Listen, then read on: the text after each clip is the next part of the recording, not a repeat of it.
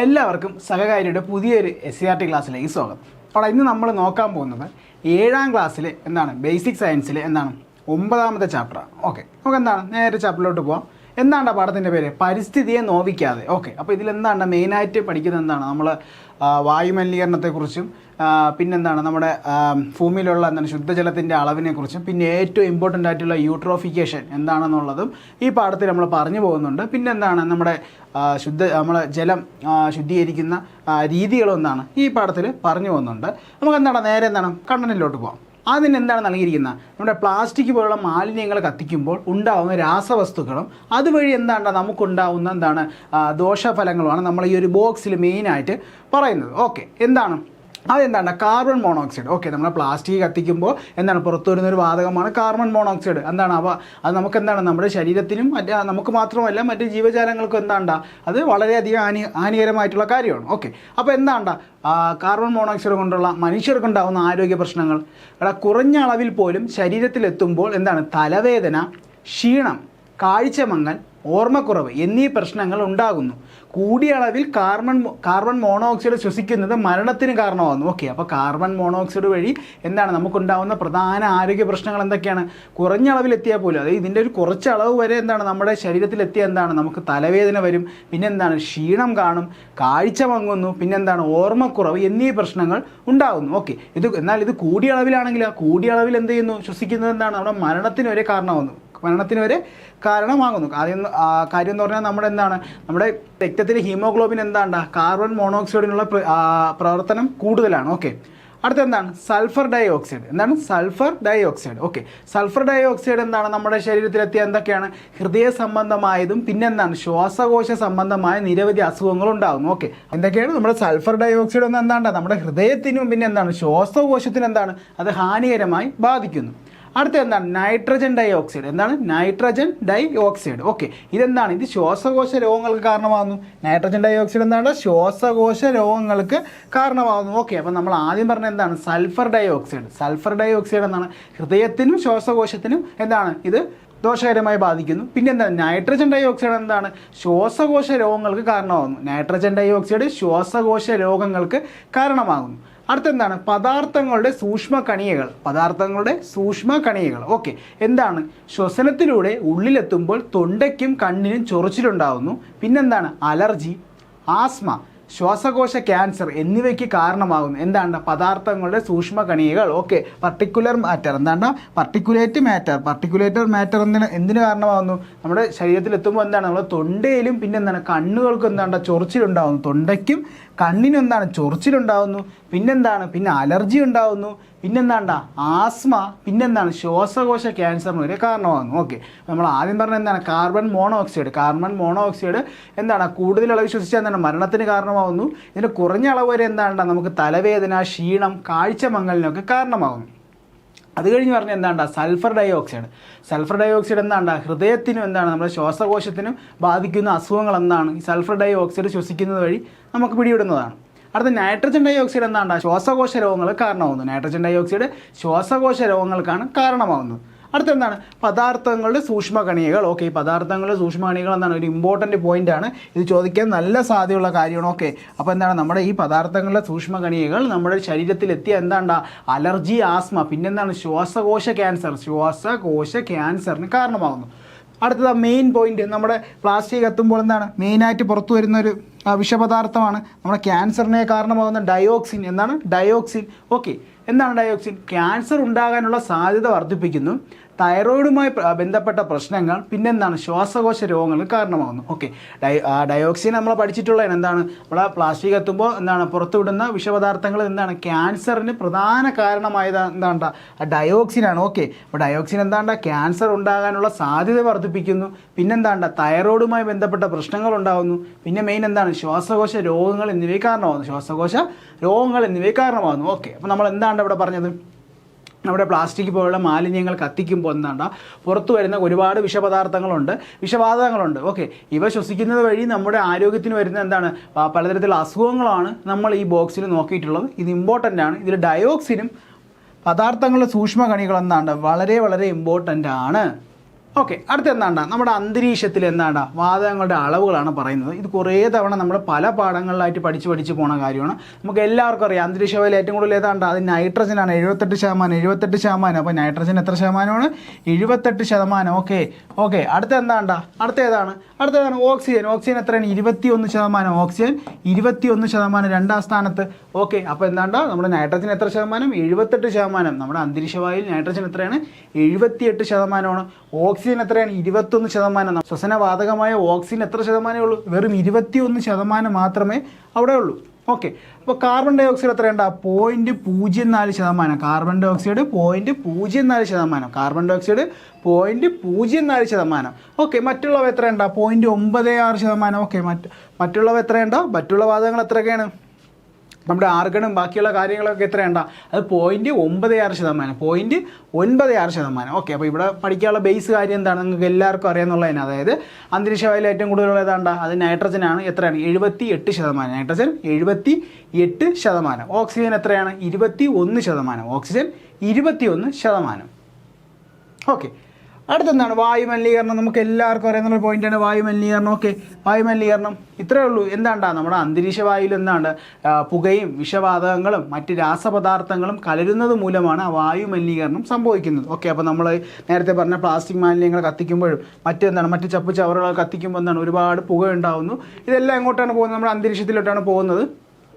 അപ്പോൾ നമുക്ക് ശുദ്ധവായു ലഭിക്കില്ല. ഓക്കെ, നമ്മളെ വായുവിൽ ഈ വിഷപദാർത്ഥങ്ങളൊക്കെ കലർന്ന് അവിടെ വായു മലിനീകരിക്കപ്പെടുന്നു. ഓക്കെ, അപ്പോൾ അതാണ് പറയുന്നത്.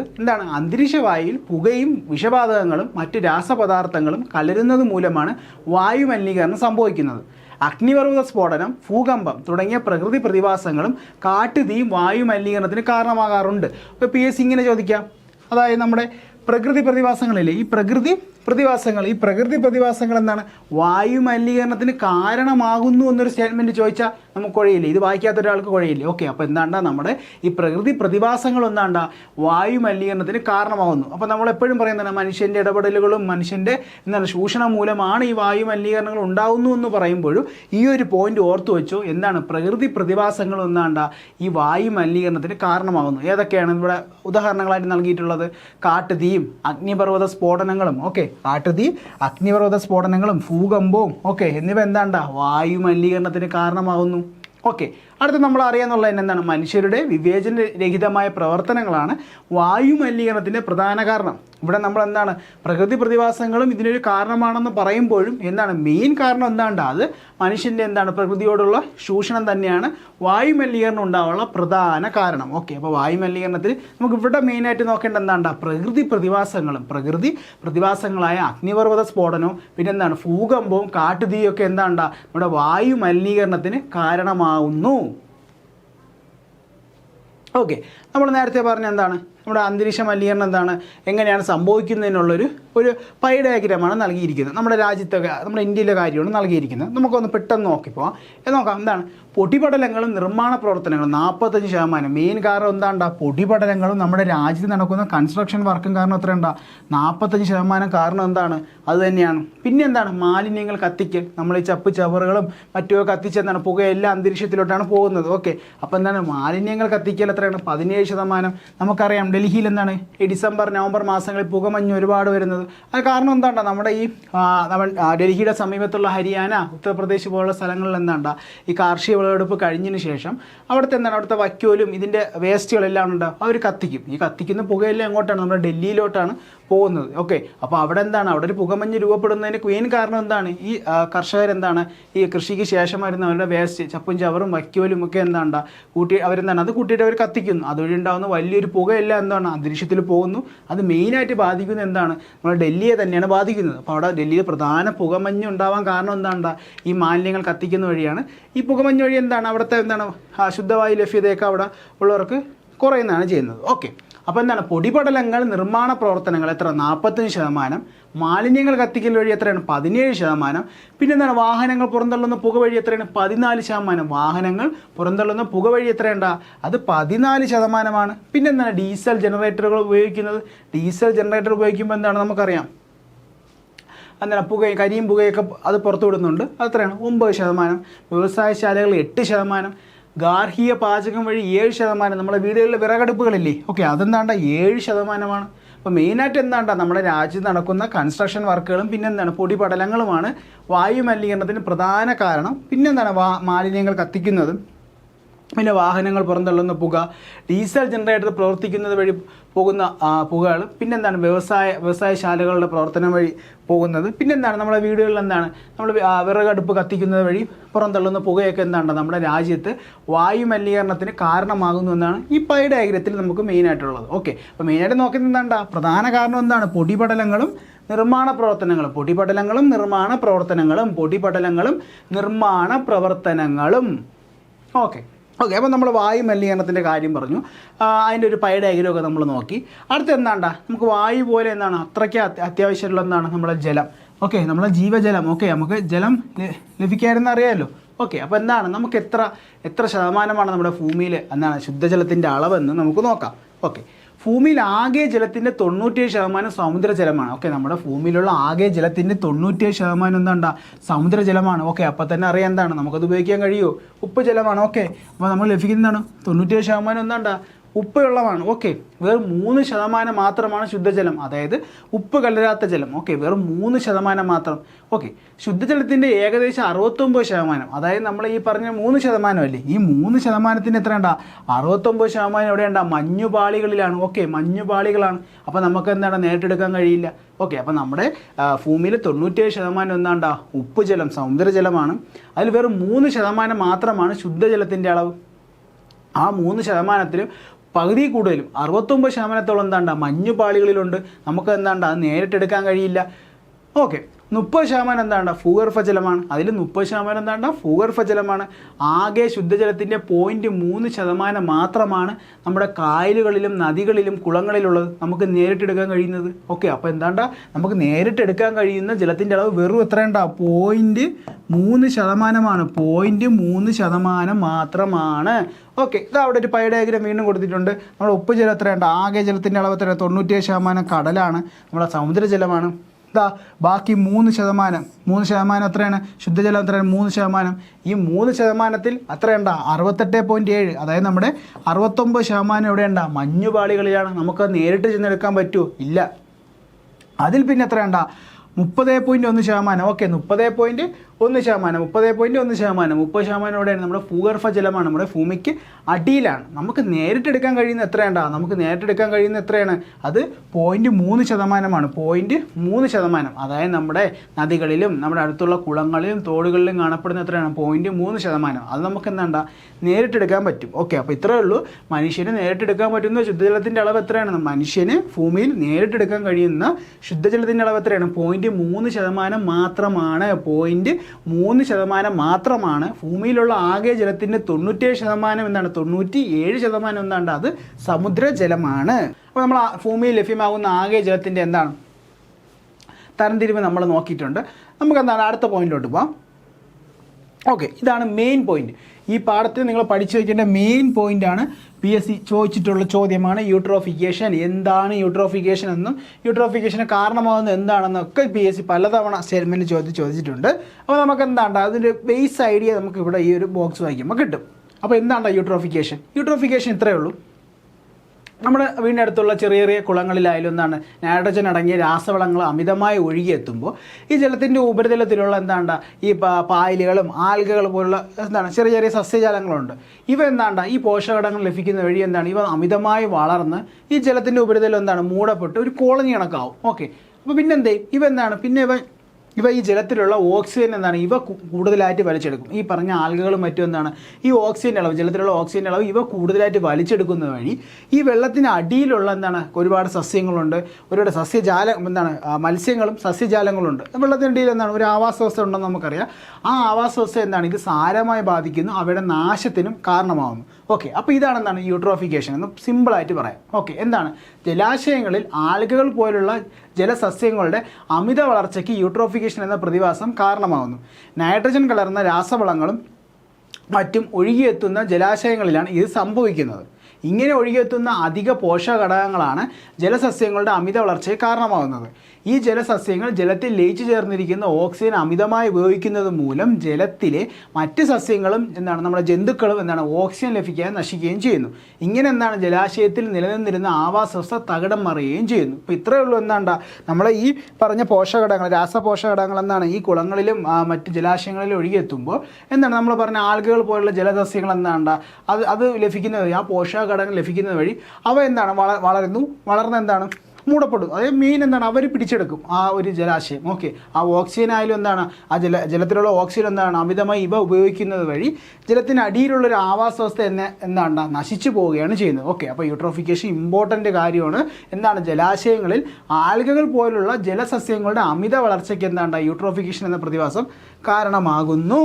ഓക്കെ, അടുത്തെന്താണ് ഞാൻ നേരത്തെ പറഞ്ഞു എന്താണ് നമ്മുടെ ജലത്തിൻ്റെ എന്താണ് നമ്മൾ ഉപയോഗിക്കുന്ന ജലത്തിൻ്റെ ശുദ്ധീകരണ രീതികളാണ് പറയുന്നത്. ഓക്കെ, ആദ്യം എന്താണ് തിളപ്പിക്കൽ. തിളപ്പിക്കൽ എന്താണ് കുറഞ്ഞത് 1 മിനിറ്റ് നേരമെങ്കിലും തിളപ്പിച്ചാൽ ജലത്തിലെ സൂക്ഷ്മജീവികൾ നശിക്കും, എന്നാൽ ജലത്തിൽ അലിഞ്ഞു ചേർന്നിട്ടുള്ള ഘടകങ്ങൾ നിലനിൽക്കും. അപ്പോൾ എന്താണ് അപ്പോൾ നമ്മുടെ വെള്ളം എടുത്തിട്ട് എന്താണ് നമ്മൾ 1 മിനിറ്റ് ചൂടാക്കി എന്താണ്ട് അതിൽ സൂക്ഷ്മജീവികൾ നശിക്കും. എന്നാൽ ജലത്തിൽ അലിഞ്ഞു ചേർന്നിട്ടുള്ള ഘടകങ്ങൾ നിലനിൽക്കും. ജലത്തിൽ അലിഞ്ഞു ചേർന്നിട്ടുള്ള ഘടകങ്ങൾ തിളപ്പിക്കലിലൂടെ നമുക്ക് നശിപ്പിക്കാൻ സാധിക്കില്ല. അടുത്തെന്താണ് അരിയിക്കൽ എന്താണ് ജലത്തിലുള്ള അലേയമായ മാലിന്യങ്ങളെ അരിപ്പകൾ ഉപയോഗിച്ച് വേർതിരിക്കുന്നു. അപ്പോൾ ജലത്തിലുള്ള അലേയമായ മാലിന്യങ്ങളെ അരിപ്പകൾ ഉപയോഗിച്ച് വേർതിരിക്കുന്നു. എന്നാൽ സൂക്ഷ്മജീവികൾ ജലത്തിൽ ലയിച്ചു ചേർന്നിട്ടുള്ള ഘടകങ്ങൾ എന്നിവ നീക്കം ചെയ്യാൻ കഴിയുകയില്ല. അപ്പോൾ അരിയിക്കൽ ജലത്തിൽ ലയിച്ച് ചേരാത്ത മാലിന്യങ്ങളെ നമുക്ക് അരിപ്പ വെച്ച് നമുക്ക് അരിയിച്ചെടുക്കാം. പക്ഷേ അതിലുള്ള സൂക്ഷ്മജീവികളെ നമുക്ക് വേർതിരിക്കാൻ കഴിയില്ല. ജലത്തിൽ ലയിച്ചു ചേർന്ന ഘടകങ്ങളെ ഒരിക്കലും വേർതിരിക്കാൻ സാധിക്കില്ല. ഓക്കെ, അപ്പോൾ തിളപ്പിക്കൽ വഴി തിളപ്പിക്കൽ നമ്മൾ 1 മിനിറ്റ് നേരം വെള്ളം ചൂടാക്കിയാൽ അതിലുള്ള സൂക്ഷ്മജീവികളെ നശിക്കത്തുള്ളൂ. പിന്നെന്താണ് ജലത്തിൽ അലിഞ്ഞു ചേർന്നിട്ടുള്ള ഘടകങ്ങൾ നിലനിൽക്കും. ആ ജലത്തിൽ അലിഞ്ഞു ചേർന്നിട്ടുള്ള ഘടകങ്ങൾ നമുക്ക് തിളപ്പിക്കലിലൂടെ മാറ്റാൻ കഴിയുകയില്ല. അടുത്ത അരിയിക്കൽ അരിയിക്കൽ വഴി അലിഞ്ഞു ചേരാത്ത ഘടകങ്ങളെ നമുക്ക് വേർതിരിച്ച് മാറ്റാം. എന്നാൽ സൂക്ഷ്മജീവികളും ലയിച്ചു ചേർന്ന പദാർത്ഥങ്ങളെ നമുക്ക് അരിയിക്കലിലൂടെ മാറ്റാൻ സാധിക്കില്ല. അടുത്ത അടിയിക്കൽ ജലത്തിലുള്ള ഇവിടെ സെയിം ആണ്. അതായത് അടിയിക്കൽ എന്ന് പറയുമ്പോൾ ജലത്തിൽ ലയിച്ചു ചേരാത്ത മാലിന്യങ്ങളെ നമുക്ക് അടിയാൻ സാധിക്കുന്നു. മുകളിലുള്ള തെളിയുന്ന ജലത്തെ വേർതിരിച്ച് ഉപയോഗിക്കാം. സൂക്ഷ്മജീവികൾ ജലത്തിൽ ലയിച്ചു ചേർന്നിട്ടുള്ള ഘടകങ്ങൾ എന്നിവയെ ഈ രീതി ഉപയോഗിച്ച് പൂർണ്ണമായി മാറ്റാൻ കഴിയുകയില്ല. അപ്പോൾ അടിയിക്കൽ സെയിം തന്നെയാണ്. അരിയിക്കലിന് സെയിം തന്നെയാണ് അടിയിക്കലും. അടിയിക്കൽ എന്ന് പറയുമ്പോൾ ഈ ജലത്തിൽ അലിഞ്ഞു ചേരാത്ത മാലിന്യങ്ങൾ ജലത്തിൻ്റെ അടിയിൽ നമുക്ക് സംഭരിക്കാൻ പറ്റും. എന്നിട്ട് മുകളിലുള്ള തെളിഞ്ഞ ജലത്തെ നമുക്ക് ഉപയോഗിക്കാം. പക്ഷേ ജലത്തിലുള്ള സൂക്ഷ്മജീവികളെ ലയിച്ചു ചേർന്ന പദാർത്ഥങ്ങളെ നമുക്ക് അടിയിക്കൽ വഴി മാറ്റാൻ കഴിയില്ല. അടുത്ത മെയിൻ ക്ലോറിനേഷൻ. നമുക്ക് എല്ലാവർക്കും അറിയുന്നുള്ള ക്ലോറിനേഷൻ എന്താണ്? ശരിയായ അളവിൽ ബ്ലീച്ചിങ് പൗഡർ ചേർത്താൽ ശരിയായ അളവ് അവിടെ ഒരു അളവുണ്ട്, ആ അളവിലേ ചേർക്കാൻ പറ്റൂ. ശരിയായ അളവിൽ ബ്ലീച്ചിങ് പൗഡർ ചേർത്താൽ ജലത്തിലെ സൂക്ഷ്മജീവികൾ നശിക്കും. എന്നാൽ ജലത്തിൽ ലയിച്ചു ചേർന്നിട്ടുള്ള ഘടകങ്ങൾ മാറ്റാൻ കഴിയില്ല. നമ്മുടെ ക്ലോറിനേഷനും തിളപ്പിക്കലും സെയിം ആണ്. ഓക്കെ, രണ്ടിലും നമുക്ക് അവിടുത്തെ സൂക്ഷ്മജീവികളെ നശിപ്പിക്കാൻ കഴിയും, എന്നാൽ അതിൽ ലയിച്ചു ചേർന്ന ഘടകങ്ങളെ മാറ്റാൻ സാധിക്കില്ല. അപ്പോൾ ക്ലോറിനേഷനും തിളപ്പിക്കലും സെയിം ആണ്. ഓക്കെ, ക്ലോറിനേഷനും തിളപ്പിക്കലും സെയിം ആണ്. നമ്മുടെ അരിയിക്കലും അടിയിക്കലും സെയിം ആണ്. അതായത് അടിയിക്കലും ലയിച്ചു ചേരാത്ത പദാർത്ഥങ്ങളെ നമുക്ക് നീക്കം ചെയ്യാൻ സാധിക്കും, എന്നാൽ സൂക്ഷ്മജീവികളെയോ ലയിച്ചു ചേർന്ന പദാർത്ഥങ്ങളെ നമുക്ക് നീക്കം ചെയ്യാൻ സാധിക്കില്ല. ഏതിൽ? അരിയിക്കലും അടിയിക്കലും. ഓക്കെ, അടുത്ത ഡിസ്റ്റിലേഷൻ ജലം തിളപ്പിച്ച് നീരാവി ആക്കുകയും അതിനെ തണുപ്പിച്ച് ശുദ്ധജലം ശേഖരിക്കുകയും ചെയ്യുന്ന രീതിയാണ്. ഓക്കെ, അപ്പോൾ ഡിസ്റ്റിലേഷനിൽ നമ്മൾ ആ വെള്ളത്തെ ചൂടാക്കിയിട്ട് അതിനെ നീരാവിയാക്കും. എന്നിട്ട് ആ നീരാവി തണുപ്പിച്ച് വീണ്ടും ശുദ്ധജലമാക്കി മാറ്റുന്ന രീതിയാണ്. ഇങ്ങനെ ശേഖരിക്കുന്ന ജലത്തിൽ അലിഞ്ഞു ചേർന്നിട്ടുള്ള ഘടകങ്ങൾ ഉണ്ടാകില്ല. ഓക്കെ, അപ്പോൾ ഡിസ്റ്റിലേഷൻ നമ്മൾ ഈ വെള്ളത്തിനെ ചൂടാക്കിയിട്ട് നീരാവിയാക്കും. ഓക്കെ, ആ നീരാവി തണുപ്പിച്ച് വീണ്ടും ശുദ്ധജലമാക്കും. ഓക്കെ, അപ്പോൾ ഇതുവഴി ഇങ്ങനെ ശേഖരിക്കുന്ന ജലത്തിൽ അലിഞ്ഞു ചേർന്നിട്ടുള്ള ഘടകങ്ങൾ ഉണ്ടാവില്ല. അപ്പോൾ അവിടെ സൂക്ഷ്മജീവികളും നശിക്കുന്നു, അലിഞ്ഞു ചേർന്നിട്ടുള്ള മറ്റു ഘടകങ്ങളും നമുക്ക് നീക്കം ചെയ്യാൻ സാധിക്കും. ഓക്കെ, ഡിസ്റ്റിലേഷൻ വഴി. ഓക്കെ, അപ്പോൾ നമ്മൾ ജലത്തിൻ്റെ ശുദ്ധീകരണ രീതികളാണ് പറഞ്ഞത്. ഒന്ന് തിളപ്പിക്കൽ, അരിയിക്കൽ, അടിയിക്കൽ, ക്ലോറിനേഷൻ, ഡിസ്റ്റിലേഷൻ. അടുത്തെന്താണ് ജൈവവാതക നിർമ്മാണം. ഓക്കെ, എന്താണ് ജൈവവാതക നിർമ്മാണം? നമ്മുടെ ബയോഗ്യാസ് പ്ലാന്റ്, അതായത് നമ്മുടെ ഓക്സിജൻ്റെ അഭാവത്തിൽ മാലിന്യം സംസ്കരിച്ച് ഇന്ധനമാക്കി മാറ്റുന്ന പ്രക്രിയയാണ്, സംവിധാനമാണ് ബയോഗ്യാസ് പ്ലാന്റ്. നമുക്ക് ഇതുവഴി എന്താണ് മാലിന്യ സംസ്കരണം മാത്രമല്ല, നമുക്ക് എന്താണ് ഒരു പാചകവാതകം എന്താണ് ഒരു ഉൽപ്പന്നമായി കൂടി ഇവിടെ ലഭിക്കുന്നു. ഇപ്പോൾ ബയോഗ്യാസ് പ്ലാന്റ് എന്താണ്ടാ നമ്മുടെ വീട്ടിലെന്താണ് നമ്മളെ വീട്ടിലുണ്ടാകുന്ന അടുക്കളയിലുണ്ടാകുന്ന വേസ്റ്റുകളും മറ്റെന്താണ് ജൈവ പദാർത്ഥങ്ങളും വലിച്ചെറിയാതെ നമുക്കത് എന്താണ് ഈ ബയോഗ്യാസ് പ്ലാന്റിലൂടെ എന്താണ് നമുക്കൊരു പാചകവാതകമായി ഉപയോഗിച്ചുകൊണ്ട് നമുക്കൊരു എന്താണ് സാമ്പത്തികപരമായ ഒരു ലാഭം തന്നെ നമുക്കിവിടെ ഉണ്ടാക്കാൻ സാധിക്കുന്നു. ഓക്കെ, അപ്പോൾ ഓക്സിജൻ്റെ അഭാവത്തിൽ എന്താണ് മാലിന്യങ്ങളെ സംസ്കരിച്ച് ഇന്ധനമാക്കി മാറ്റുന്ന പ്രക്രിയ അല്ലെങ്കിൽ സംവിധാനമാണ് ബയോഗ്യാസ് പ്ലാന്റ്. ബയോഗ്യാസ് പ്ലാന്റ് നമ്മൾ നോക്കി. അടുത്തെന്താണ് നമ്മൾ നേരത്തെ എന്താണ് ജൈവ മാലിന്യങ്ങൾ എന്താണ് സംസ്കരിച്ച് നമുക്കും കൂടി പ്രയോജനകരമാവുന്ന ഒരു സംവിധാനം നമ്മൾ പറഞ്ഞു ബയോഗ്യാസ് പ്ലാന്റ്. എന്നാൽ അജൈവ മാലിന്യങ്ങൾ നമുക്ക് എങ്ങനെ കുറയ്ക്കാൻ പറ്റും? ഓക്കെ, അജൈവ മാലിന്യങ്ങളായ പ്ലാസ്റ്റിക് പോലുള്ളവ എന്താണ് നമ്മുടെ ഭൂമിക്ക് ഒട്ടനവധി ദോഷങ്ങൾ ഉണ്ടാക്കുന്നതാണ്. അവ കത്തിക്കാനും പാടില്ല, കുഴിച്ചിടാനും പറ്റാത്തൊരവസ്ഥയാണ്. ഓക്കെ, കത്തിച്ചു കഴിഞ്ഞാൽ എന്താണ് ഒരുപാട് വിഷപദാർത്ഥങ്ങൾ വരും. അത് നമ്മുടെ ബോഡി എങ്ങനെ അഫക്റ്റ് ചെയ്യുമെന്നുള്ളത് നമ്മൾ ആദ്യം പറഞ്ഞിരുന്നു. പിന്നെ കുഴിച്ചിട്ടാൽ എന്താണ്ടാ അത് നമ്മുടെ സസ്യങ്ങളുടെ വേരോട്ടത്തിനും മണ്ണ് മലിനീകരണത്തിനും വരെ കാരണമാകുന്നു. ഓക്കെ, മെയിൻ എന്താണ്ടാ അജൈവ മാലിന്യങ്ങൾ കുറയ്ക്കാൻ എന്തെല്ലാം നടപടികൾ സ്വീകരിക്കാൻ കഴിയും? 3R എന്ന് കേട്ടിട്ടില്ലേ? ഇത് എന്തിനെയാണ് സൂചിപ്പിക്കുന്നത്? ഓക്കെ, 3R എന്താണ്? ആ 3 Rകൾ. ഒന്നെന്താണ്ടാ റെഡ്യൂസ്, പിന്നെന്താണ് റീയൂസ്, പിന്നെന്താണ് റീസൈക്കിൾ. അപ്പോൾ 3R. ഓക്കെ, 3R എന്താണ് റെഡ്യൂസ്, റീയൂസ്, റീസൈക്കിൾ. അജൈവ മാലിന്യങ്ങളുടെ അളവിൽ കുറവ് വരുത്തുന്നതിനായി ലോകമാകെ സ്വീകരിച്ചിട്ടുള്ള തന്ത്രമാണിത്. ഓക്കെ, അപ്പോൾ എന്താണ് നമ്മുടെ അജൈവ മാലിന്യങ്ങളുടെ അളവ് കുറയ്ക്കാൻ വേണ്ടി നമ്മുടെ ലോകത്തെല്ലാവരും സ്വീകരിച്ചൊരു മാർഗ്ഗമാണ് ഈ 3 Rകൾ. എന്താണ് reduce, reuse, recycle. Okay, reduce എന്താണ് ഉപയോഗം പരമാവധി കുറയ്ക്കേണ്ടവ. ഓക്കെ, റെഡ്യൂസ് അവയുടെ ഉപയോഗം കുറയ്ക്കുക. എന്താണ് പ്ലാസ്റ്റിക് കപ്പുകൾ, പിന്നെന്താണ് പിന്നെന്താണ് തെർമോകോൾ പ്ലേറ്റുകൾ, മിനറൽ വാട്ടർ ബോട്ടിൽ എന്നിവ പരമാവധി ഇവയുടെ ഉപയോഗം കുറയ്ക്കുക. അപ്പോൾ റെഡ്യൂസ് കുറച്ച് പ്ലാസ്റ്റിക് ഉൽപ്പന്നങ്ങൾ ഉപയോഗം നമ്മൾ പരമാവധി കുറച്ചേ പറ്റൂ. ഓക്കെ, അവ ഏതൊക്കെയാണ്? പ്ലാസ്റ്റിക് കപ്പുകൾ, പിന്നെ തെർമോകോൾ പ്ലേറ്റുകൾ, പ്ലാസ്റ്റിക് പ്ലേറ്റുകൾ, പിന്നെ മിനറൽ വാട്ടറിൻ്റെ കുപ്പികൾ, നമ്മുടെ മിനറൽ വാട്ടറിൻ്റെ കുപ്പികൾ എന്നിവയൊക്കെ പരമാവധി ഇവയുടെ ഉപയോഗം കുറയ്ക്കുക. ഓക്കെ, അടുത്ത ആറ് റീയൂസ് നമുക്ക് വീണ്ടും ഉപയോഗിക്കാൻ പറ്റുന്നവ. ഓക്കെ, പ്ലാസ്റ്റിക് സഞ്ചികൾ, പ്ലാസ്റ്റിക് ഭരണികൾ, പ്ലാസ്റ്റിക് പാത്രങ്ങൾ. ഓക്കെ, അപ്പോൾ റീയൂസ് പ്ലാസ്റ്റിക് സഞ്ചികൾ, പ്ലാസ്റ്റിക് ഭരണികൾ, പ്ലാസ്റ്റിക് പാത്രങ്ങൾ. അടുത്ത റീസൈക്കിൾ. റീസൈക്കിൾ നമുക്ക് പുനഃചംക്രമണം വഴി ചെയ്യാവുന്നവ. നമ്മുടെ പ്ലാസ്റ്റിക് വസ്തുക്കൾ, ലോഹനിർമ്മിത വസ്തുക്കൾ. അപ്പോൾ 3 R നമ്മൾ പറഞ്ഞു. നമ്മുടെ അജൈവ മാലിന്യമായ പ്ലാസ്റ്റിക് പോലുള്ളവ അവയുടെ ഉപയോഗം നിയന്ത്രിക്കുന്നതിനായി ലോകം മുഴുവനും സ്വീകരിച്ചൊരു തന്ത്രമാണ് ഈ 3 Rകൾ. Reduce, reuse, recycle.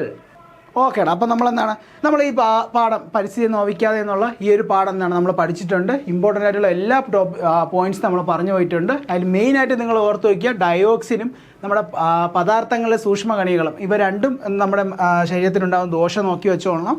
പിന്നെ യൂട്രോഫിക്കേഷൻ ഇമ്പോർട്ടൻ്റ് ആണ്. പിന്നെ നമ്മളെ ജലത്തിൻ്റെ ശുദ്ധീകരണ രീതികൾ നമ്മൾ പഠിച്ചു. അതും ആ ഒരു ബോക്സ് വളരെ ഇമ്പോർട്ടൻ്റ് ആണ്.